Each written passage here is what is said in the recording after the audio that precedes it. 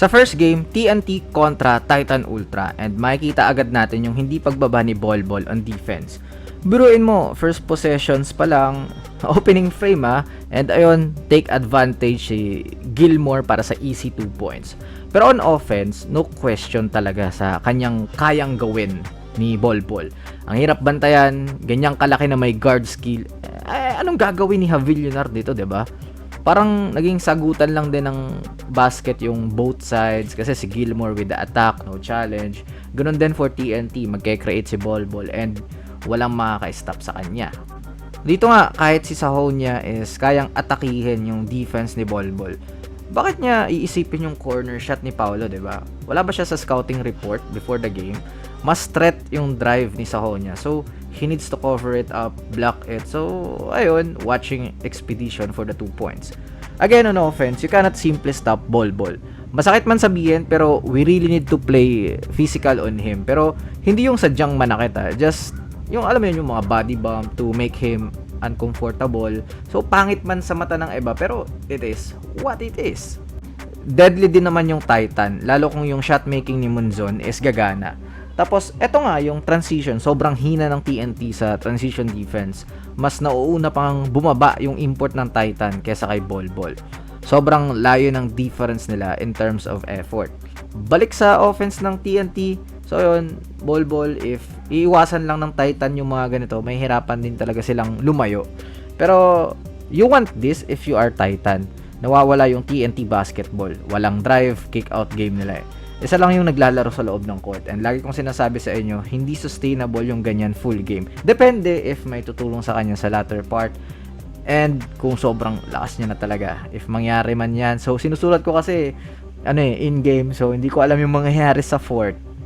Here, sa mga bandang patapos ng opening frame, hindi pa rin mapigilan si Bolbol. Sobrang dali makapuntos para sa kanya. And sana yung mga ganitong possession, makitaan natin siya more often. Yung pag may nag-help sa kanya, willing passer siya. Ayun, Avan Nava for the 3-point shot.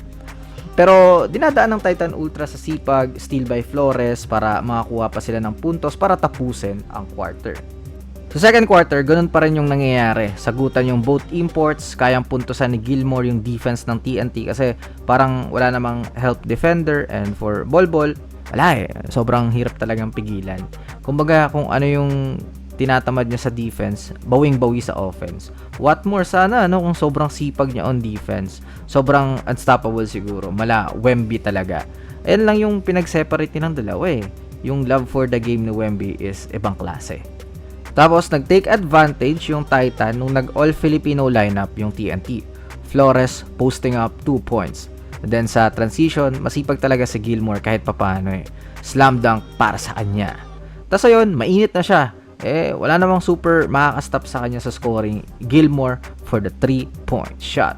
Kahit dito nga mas nauuna pa siyang mag-react sa mga guards ng TNT. Gilmore, another punto sa transition. Dak-dak na naman. Pero pagbalik ni Bolbol, same him. Di mo mapipigilan basta-basta. Here, si Ato Olar lang yung nakaharap kay Bolbol. Hindi natin alam kung paano niya ito may stop. Pero kasi, mahirap din mag-double team kasi yung roster ng TNT, once na ipasa ni Ball, lahat yan capable scorer. Kaya, ang ganda ng space palagi ng shot creation ni Bolbol. So, yung nagiging chance talaga ng Titan Ultra is kapag nag-turnover yung TNT tapos they will run. Lamang pa nga sila at the half Sa third quarter, nagkaroon ng magandang run yung Titan Ultra courtesy of their effort. Tatakbo sila, lalo na pag galing turnover. Tapos ayun, nag-help na sila kay Bolbol, turning that into this Munzon fast break points. Tapos nakapagpundar pa ng lamang yung Titan with Gilmore takeover. 3-point shot, tapos another thunderous slam para sa kanya. Pero isusustain ba to ng Titan hanggang dulo? Nakahabol yung TNT, then back with Bolbol na hindi nila mapigilan. Meron namang ways talaga pero nararamdaman kong ayaw gawin ng Titan. Parang they don't want to stop him. Parang si Munzon lang yung nakikitaan ko ng will to win para sa Titan Kasi sabihin natin marami siyang bad attempts. Kita ko yung will Kasi merong mangyayari sa endgame. Parang lahat ng pinagsasabi ko sa first half is walang silbi kasi ganito lang yung gagawin ng Titan Ultra. 3-point lead for TNT. Penalty ang Titan. No need to foul. 34 seconds left. One stop.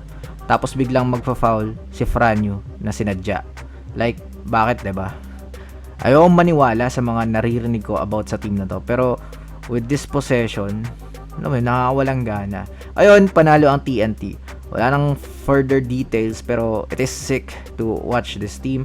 Akala natin magpapa-excite ng liga kasi new team. So, anong tingin nyo sa ginawa ng Titan Ultra sa dulo? Kayo na lang yung magsabi sa comment section. Takeaways natin. May kalagyan sana talaga yung TNT if ginusto ng Titan Ultra. Best game ni Bol Bol pero hindi best version ng TNT, which is beatable. Hindi sobrang na-maximize ng Titan Ultra kasi meron ata silang ibang game plan. So, 50 points for Bol Bol.